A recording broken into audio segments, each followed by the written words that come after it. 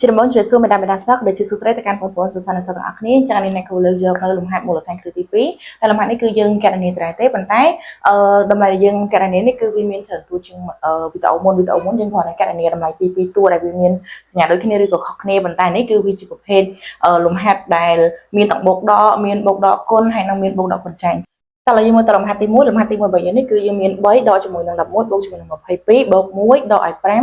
បូកជាមួយនឹង4អញ្ចឹងយើងមើលលំហាត់ករបស់យើងនេះមានតែប្រមាណវិធី2គឺប្រមាណវិធីដកនិងប្រមាណវិធីបូកអញ្ចឹងបើសិនជាយើងឃើញលេខរបស់យើងនេះមានតែប្រមាណវិធីបូកនិងដកអញ្ចឹងវារៀងងាយជាងខាងក្រោមយើងគ្រាន់តែ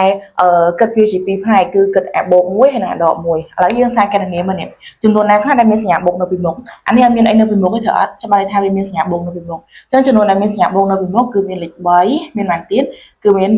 22មានបូក1ហើយនិងបូក4អញ្ចឹងទាំង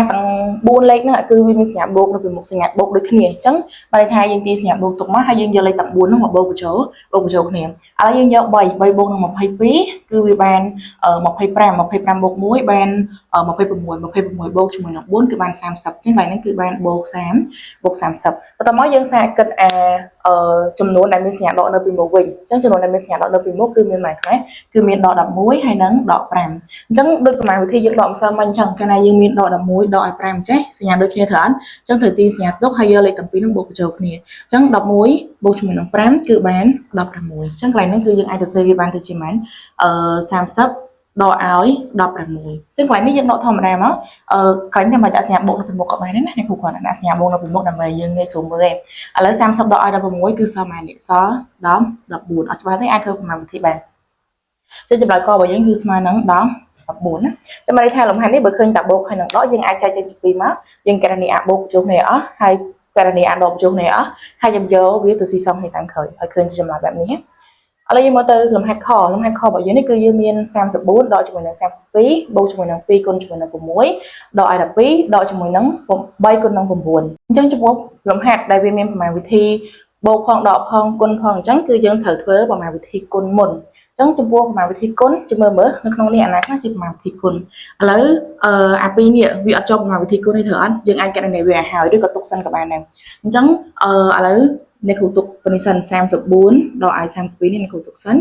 អ្នកគ្រូកណនាអាគុណនេះអញ្ចឹងអាណាខ្លះនៃគុណមើលយើងមើលមានអានេះមួយហើយអានេះមួយអញ្ចឹងយើងកណនាអាគុណនឹងឲ្យហើយសិនយើងស៊ីសងសរុបក៏បានដែរអញ្ចឹងអានេះយើងមាន2គុណជាមួយនឹង6បានមែនបាន12ដកឲ្យ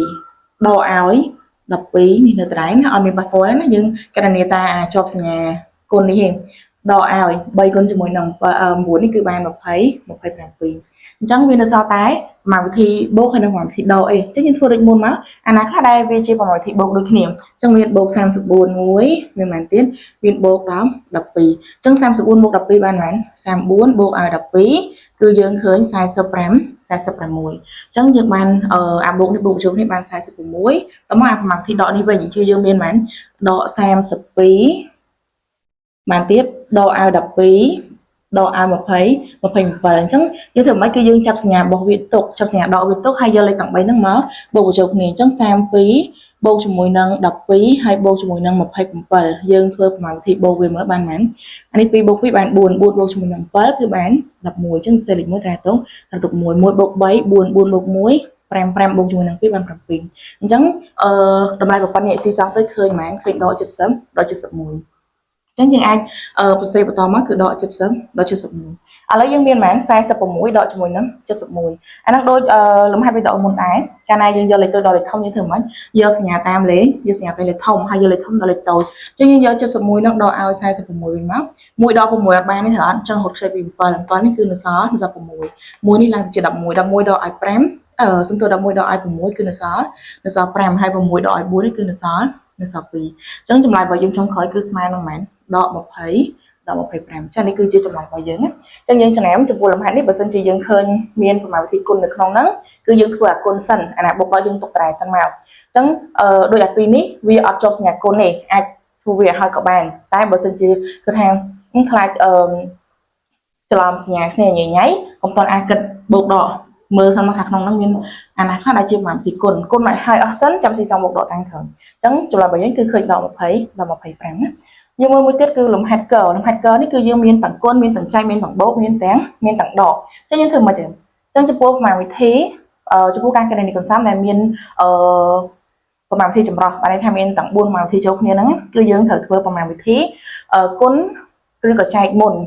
ហើយចាំធ្វើប្រមាណវិធីបូកដកតាមក្រោយឥឡូវយើងមើលនៅក្នុងហ្នឹងកន្លែងណាខ្លះដែលជាប់ប្រមាណវិធីគុណហើយនិងប្រមាណវិធីចែកអញ្ចឹងនេះម្ដុំនេះគឺជាប់គុណផងចែកផងទៅអត់បន្ទាប់មកនេះម្ដុំនេះគឺជាប់គុណតមកម្ដុំនេះគឺជាប់ចែកអញ្ចឹងយើងករណីអាម្ដុំដែលជាប់គុណជាប់ចែកនឹងមុនសិនអញ្ចឹងចំពោះអាម្ដុំដែលជាប់ប្រមាណវិធីគុណផងចែកផងនេះយើងករណីវាពីឆ្វេងមកយើងយក2គុណជាមួយនឹង10អញ្ចឹង2គុណនឹង10បានប៉ុន្មានបាន20ចែកជាមួយនឹង10បានប៉ុន្មានគឺបាន2គុណជាមួយនឹង8សំដៅ2គុណជាមួយនឹង4គឺបាន8អញ្ចឹងម្ដុំនឹងចម្លើយវាគឺស្មើនឹង8ណាយើងគុណពីនេះទៅយក2គុណជាមួយនឹង10បាន20ចែកជាមួយនឹង10បាន2គុណជាមួយនឹង4បាន8អញ្ចឹងបានន័យថាម្ដុំនៃគុំពុំវងខាងត្បូងនេះគឺស្មើនឹង5ស្មើនឹង8ហើយយើងដកឲ្យម្ដុំនេះយើងអត់ទាន់ប៉ះពាល់ទេណាដកឲ្យ4បូកឲ្យម្ដុំនេះគុណចុះគ្នាបានប៉ុន្មាន7គុណជាមួយនឹង10គឺបាន70ដកឲ្យអានេះគឺ34ចែកជាមួយនឹង17អញ្ចឹង34ចែកនឹង17គឺបាន2ឥឡូវយើងឃើញវានៅសល់អីគេវានៅសល់តែប្រមាណវិធីបូកនិងប្រមាណវិធីដកអីអញ្ចឹងធ្វើដូចមុនណាអាណាបូកស៊ីសងមួយបូកអាណាដកស៊ីសងមួយដកឥឡូវអាណាខ្លះដែលបូកនេះគឺបូក8ហើយនឹងបូក70អញ្ចឹងកន្លែងហ្នឹងគឺយើងអាចស៊ីសងទៅឃើញប៉ុន្មានបូក75 78ដល់ពេលនេះវិញគឺដក4ដល់12ដក4ដល់2យកសញ្ញាដូចគ្នាទុកមកតមកយក2នេះបូក4អញ្ចឹងសំទៅ4មក2អញ្ចឹងគឺបាន5 6អញ្ចឹងវាទៅជាប៉ុន្មានទៅជា78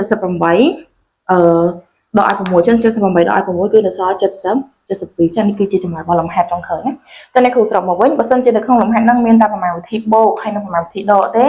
យើងអាចគិតអាបូកផ្សេងអាដកផ្សេងហើយចាំស៊ីសងចូលគ្នាបើសិនជានៅក្នុងហ្នឹងមានប្រមាណវិធីបូកដកគុណឬក៏មានតែប្រមាណវិធីបូកដកហើយនឹងចែកអញ្ចឹងគឺយើងត្រូវធ្វើប្រមាណវិធីគុណឬក៏ចែកមុនហើយបើសិនជាវាមានប្រមាណវិធីចម្រុះបែរថាទាំងបូកទាំងដកទាំងគុណទាំងចែកចូលក្នុងហ្នឹងហើយមានប្រមាណវិធីបូកផងដកផងសំដៅមានប្រមាណវិធីគុណផងចែកផងចូលគ្នាអញ្ចឹងយើងអាចកណនីពីឆ្វេងទៅនេះកណនីពីឆ្វេងទៅយើងអត់ច្រឡំគ្នាចឹងចំពោះវីដេអូរបស់នេះគឺមានតែប៉ុណ្្នឹងទេបើសិនជាបងប្អូនមានចំណុចខាងណាអាចខមមិនសួរបានហើយសម្រាប់បងប្អូនដែលចង់រៀនបំផុសបន្ថែមទៅលើមុខវិជ្ជាភាសាខ្មែរគណិតវិទ្យាហើយនិងរូបវិទ្យាអ្នកគ្រូមានទទួលចាប់ពីថ្នាក់ទី5ដល់ថ្នាក់ទី2ហើយសម្រាប់បងប្អូនដែលអត់មានពេលរៀនច័ន្ទសុក្របងអាចរៀនសារអាទិត្យបានដែលអ្នកគ្រូមានទទួលរៀនច័ន្ទសុក្រដែរសារអាទិត្យដែរអញ្ចឹងអ្នកបងអាចតាក់ទងមកតាម Telegram របស់អ្នកគ្រូនេះបានចឹងអ្នកគ្រូមានតែប៉ុណ្្នឹងទេអរគុណបងប្អូន